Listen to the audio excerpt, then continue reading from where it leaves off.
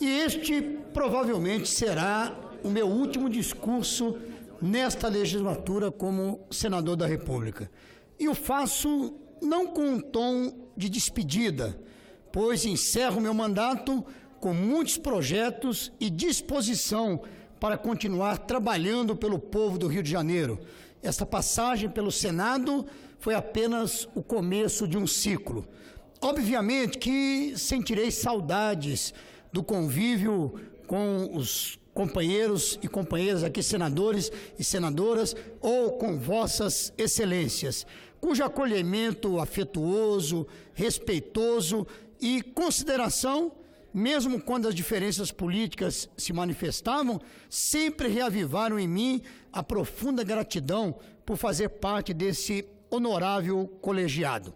O contato com o povo do Rio de Janeiro continua, estado que me brindou com votação expressiva nas últimas eleições, com mais de 500 mil de votos. Deixo consignado o meu agradecimento ao povo fluminense, na firme convicção de que dei o melhor de mim para cumprir a honrosa missão de representá-los aqui no Senado Federal. Destinei ao Rio de Janeiro mais de 310 milhões de reais em emendas para o meu estado. Na área da saúde, principalmente, porque considerei sempre uma área prioritária, aonde se concentraram quase 160 milhões de reais. Busquei contemplar o maior número de cidades, de maneira que os recursos atendessem às muitas necessidades de cada um. Como eu disse, no período eleitoral, visitando o estado todo, visitando todos os municípios do meu estado, eu dizia o seguinte: cada um com seus problemas e todos com muitos problemas. Essa é a realidade, não só do Rio de Janeiro, claro, mas, creio eu, de todos os estados. Mas, procurando atender, então, as muitas necessidades, nós procuramos atender os municípios. Sempre estive atento, portanto, aos anseios do povo fluminense.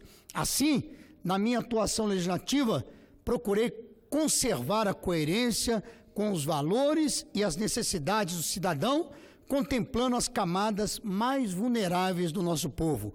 Com o objetivo de contribuir para o aprimoramento legislativo, apresentei o projeto de lei PLS 324 de 2016, que institui prazo de reflexão à renúncia da representação.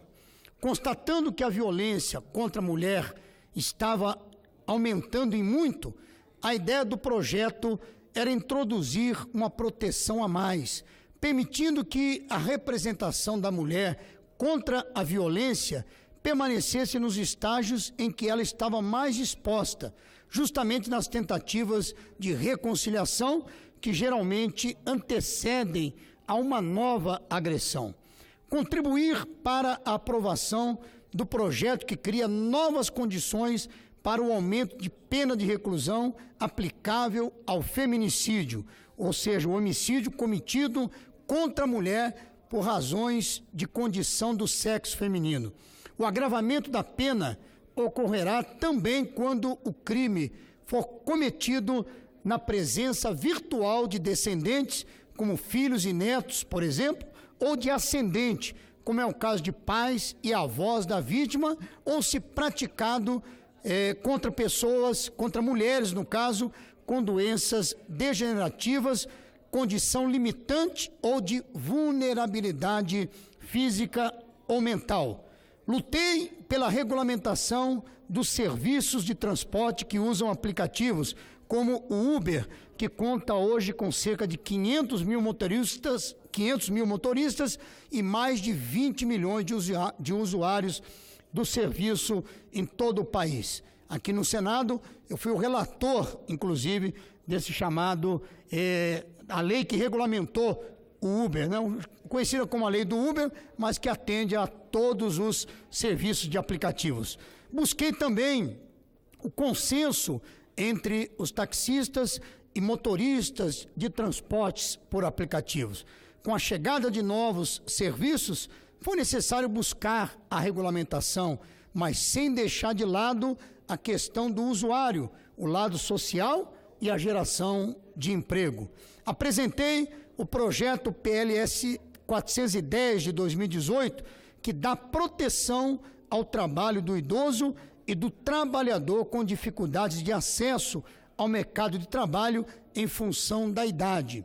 Estamos sugerindo uma cota para pessoas com mais de 45 anos nas empresas privadas.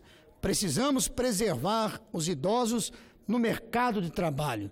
Cerca de 30% da população economicamente ativa encontra-se na idade entre 45 e 65 anos. Também apresentei o projeto de lei PLS 81 de 2012, que concede passe livre às pessoas portadoras de deficiência no sistema de transporte coletivo interestadual, estendendo o benefício aos portadores de doenças graves ou incapacitantes.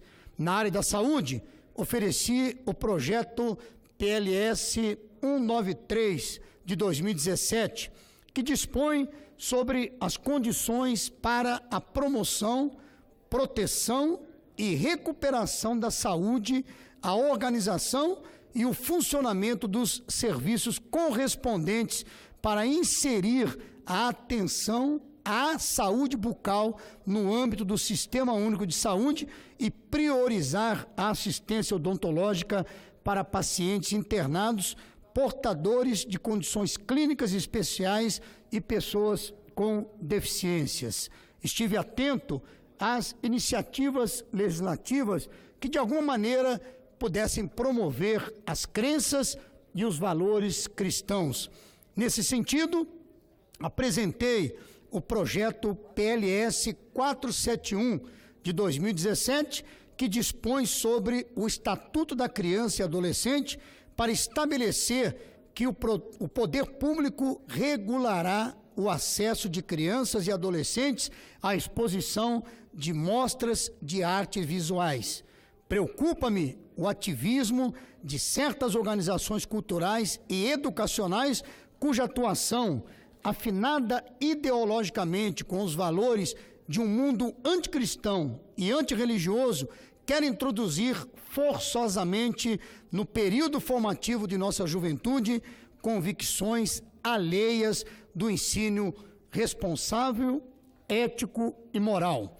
Assim, sempre me manifestei favorável ao movimento Escola Sem Partido, pois o considero uma retranca necessária aos influxos antirreligiosos na educação de nossa mocidade.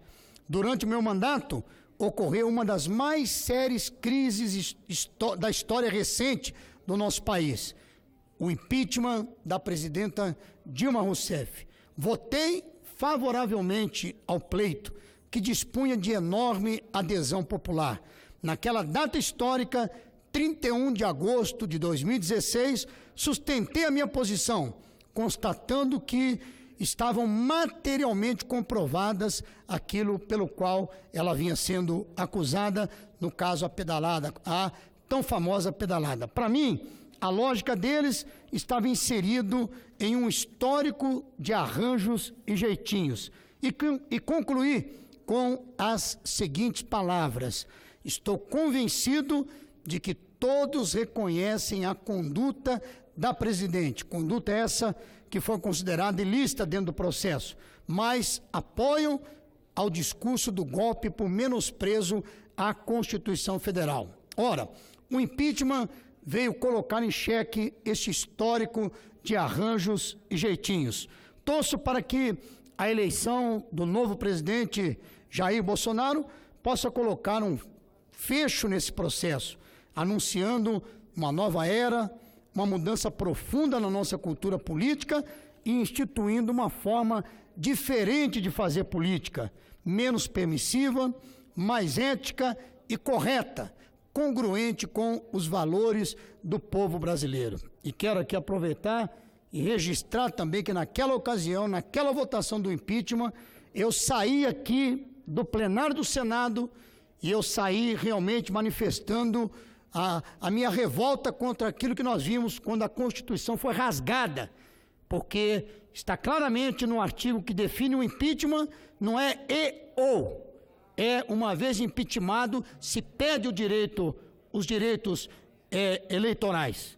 Então, naquela ocasião eu disse que naquela sessão a Constituição foi rasgada, e eu quero reforçar isso aqui porque eu continuo com o mesmo pensamento. O meu partido, o PRB, não ficará à margem desse processo de mudança que promete revolucionar a forma de fazer política em nosso país. Estamos saindo da pior crise econômica da nossa história.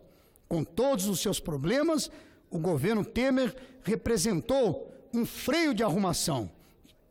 Estamos cientes, contudo, dos enormes desafios que se apresentam para o seu sucessor.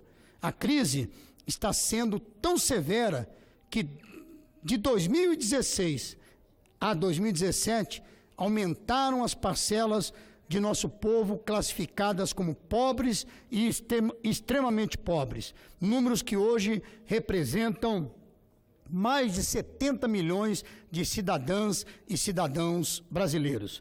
A popularidade do Bolsonaro dá a ele o crédito superabundante para promover as reformas de que tanto necessita o país para que possamos sair da crise e afastar o seu efeito mais doloroso, que é o desemprego. Como eu disse recentemente, estamos na expectativa da mudança. As estratégias não podem ser erradas. O país não pode perder essa chance de mudança. Essa batalha, ela precisa ser vencida. Nós acreditamos que o momento é de união e esperança.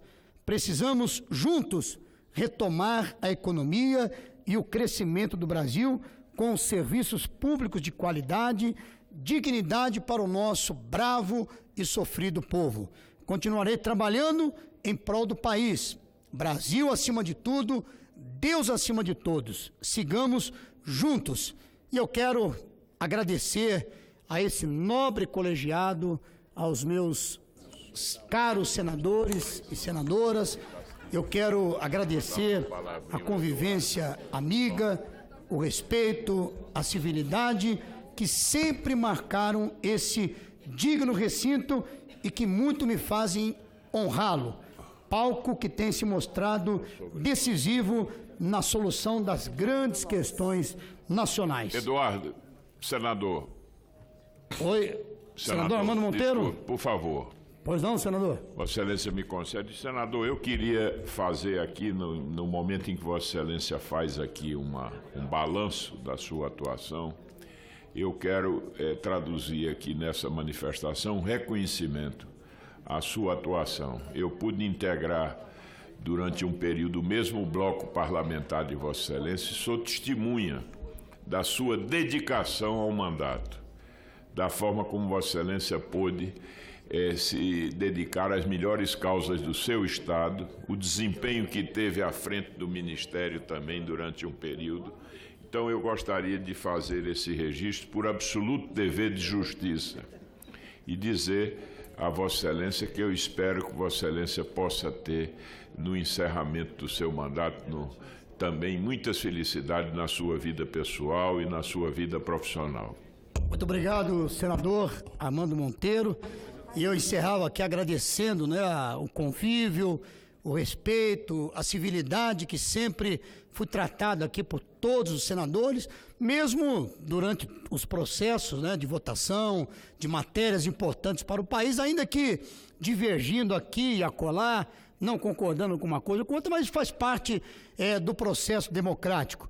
Eu quero agradecer o Estado do Rio de Janeiro e quero aproveitar de forma especial, já citei isso em outras vezes, eu fui deputado federal 2007-2011 e tudo pronto para a reeleição, uma reeleição que era dada como uma reeleição até certa, vamos assim dizer, devido a um mandato ilibado que cumpri, mas eu fui convidado à época pelo PRB e pelo próprio senador Marcelo Crivella aqui para compor com ele a chapa do Senado, ser então o seu primeiro suplente no Senado Federal.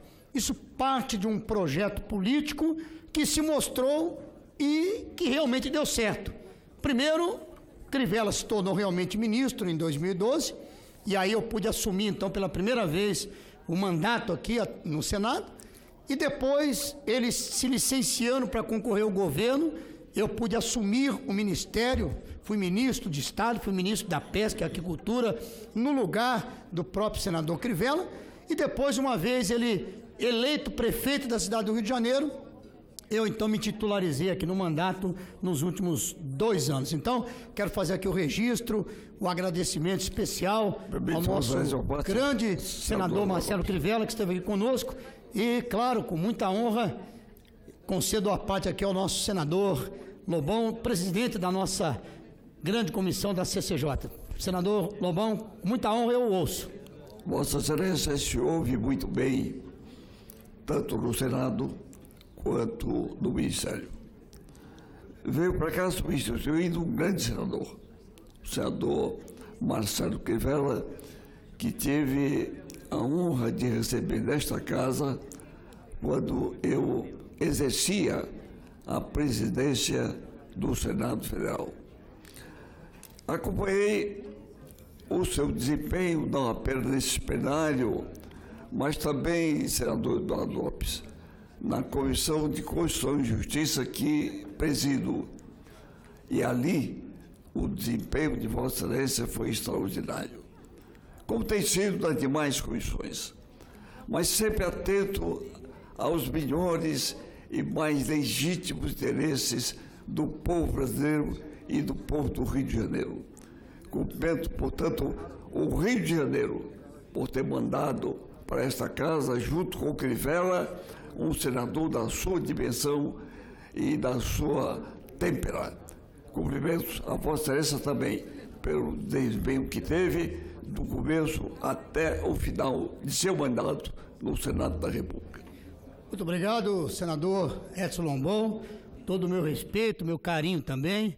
Ana Amélia, que já me cumprimentou, né? E sempre, também de forma respeitosa, carinhosa, sempre conversamos. Enfim, claro que vai ficar a saudade, estaremos aqui, volta e meia em Brasília, porque ocupamos também, né, uma posição no nosso partido. Sou presidente estadual do PRB, até a semana passada, presidente nacional do partido em exercício, na licença do presidente Marcos Pereira, mas estamos junto com o governo do Estado à disposição, e eu quero continuar trabalhando e tenho certeza, já conversando com o nosso governador, que nós estaremos junto com ele, nosso governador eleito, ex-juiz Wilson Witzel, nosso governador agora do Rio de Janeiro. Estaremos juntos para contribuir com o governador, estamos à disposição e quero trabalhar muito mais ainda pelo Estado do Rio de Janeiro. Agradeço, presidente, e mais uma vez eu digo a todos os senadores e senadoras, muito obrigado pelo tempo que convivemos aqui juntos. Obrigado, presidente.